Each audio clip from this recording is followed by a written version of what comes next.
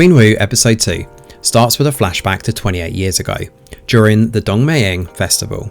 Here we meet a young Wu He who protects Yul Pa-so from a conman. Also at the festival happens to be Nam Mu, a young prince.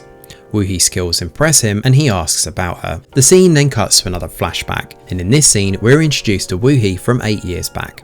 At this time, she was a young woman, but she wanted to be a warrior. He grows concerned that she has big dreams for a woman. However, things take a turn when the royal family ask the Wu family to give up their first daughter, Wu Sun, to marry the second prince. Wu Sun refuses as she has hopes of marrying the crown prince and becoming the queen. Out of fear, Wu Do threatens to kill Wu Sun, and to save her sister and family, Wu He volunteers to marry the second prince and move to the northern region. A few days later, Wu He is delivered to Go Nam Mu, and they get married and live happily in the northern region. Nam Mu allows Wu He to continue training and loves her for who she is. She grows to love the northern region and Nam Mu, even though he has a reputation for being a savage. She realizes he is a man who deeply cares about his people and wants to protect them. We then circle back to 1 hour before the king died and try to decipher what happened to him. After he met with Wu He, the king retired to his chambers for a bath. Among the maids preparing his bath was none other than Wu Sun. She is Wu He's head maid, but scheming behind her sister's back to sleep with the king. Go Nam Mu is well aware of her intentions and keeps turning her away. This annoys Wu Sun and she withdraws to her room to vent her frustrations. Like a snake, the great shaman, Sabi, visits Wu Sun and offers her an elixir that will make Wu He fall in love with her. Out of desperation, she agrees to help Sabi become the chief priest when she becomes queen. Sabi is convinced that Wu Sun will be the next queen as she has seen this in her prophecy. She gives Wu Sun the elixir and mentions only 1 drop is sufficient to make Nam Mu fall head over heels for her. At agreed, Wu Sun pours 3 drops and sends a drink to the king. She asks the maid to lie to Nam Mu and claims the drink is from Wu He. As they wait for the elixir to take effect, Sabi gives Wu Sun a drink with the potion and they end up making love. Wu Sun is so taken by the aphrodisiac that she starts hallucinating that she is sleeping with Go Nam Mu.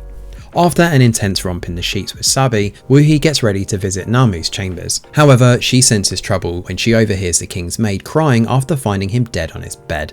She rushes to her room and tests the elixir on her fish. The fish die immediately after she puts 3 drops in the water. Unfortunately, Wu Sun has accidentally poisoned and killed the king. Pa-Su and his right-hand man are the first to arrive on the scene. Pa-Su sends his man to only inform the queen, and that is how Wu He came to learn of her husband's death. She then rushes to the king's chambers and verifies that he is dead. The other members of the Wu family also arrive at the chambers and quickly start planning how to save the queen. The urgency of the situation is evident as they discuss the queen's options. There is no heir, the king is dead, and his enemies will certainly come for the queen. Pa-Su, Wu So and Wu Do get into plotting a way out for the queen to save their family. If the third prince, Bao Qi, takes the throne, he will empower the Chua family since he is married to their daughter. The Chua family leader tried to rebel against Go Nam Mu and was killed, so they hold a grudge against the king and the queen.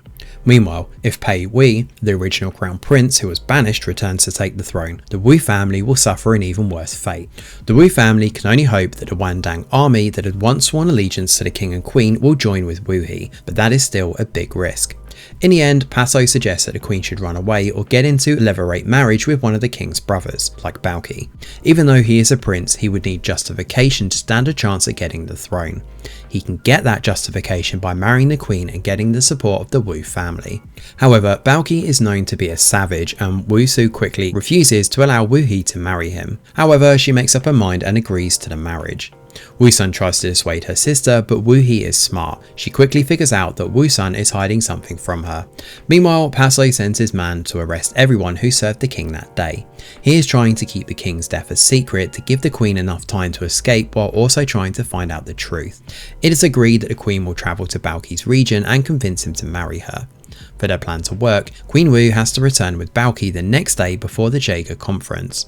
Wu Su worries that the journey might be dangerous, but Pa-Su mentions that Wu Gao, the trusted king's warrior, will protect the queen.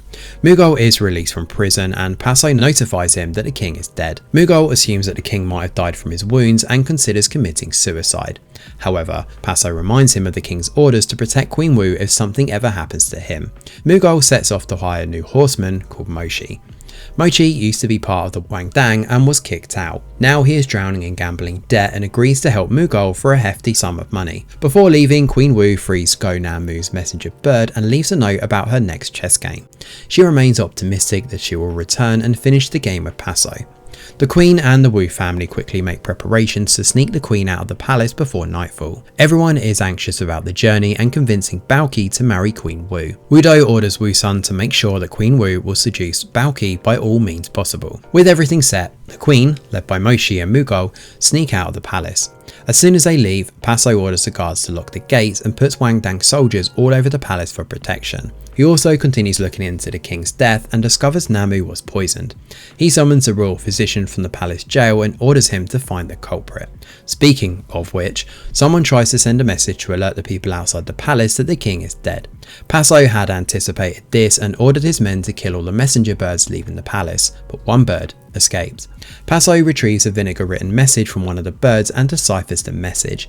He quickly realises that there is a spy among them and the queen is in grave danger. The bird that escaped delivers a message to Myong Rim. The letter informs him that the king is dead and the queen has left the palace to meet with Prince Baoqi. They also ask Myong Rim to send an assassin to kill the queen, which is where episode 2 comes to an end. The death of King Go has put Queen Wu in a worse position than she was before. If she was dethroned, the queen would have at least done his best to protect her. Now she is facing all of her enemies without the protection of her husband and she's running out of time. With news of the king's death already finding its way to her enemies, she might not even make it safely to Baoqi's region. It is also not lost on us that her sister, Wu Sun, is the culprit. Who knows what Wu Sun will do to hide her secret and try to stop Wu He from becoming a queen again.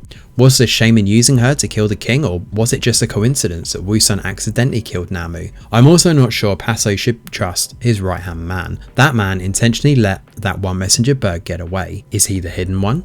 This episode sets the stage to welcome Lee So-hyuk, who will play the role of Prince Baoqi. Will he be a foe or an enemy to the Queen? I guess we'll find out in the next episode. Thanks for watching, and do let us know your thoughts in the comments below. Smash a like or subscribe to the channel, your support is very much appreciated. I'm Greg Wheeler, and from all of us over here at The Review Geek, we'll see you on the next video.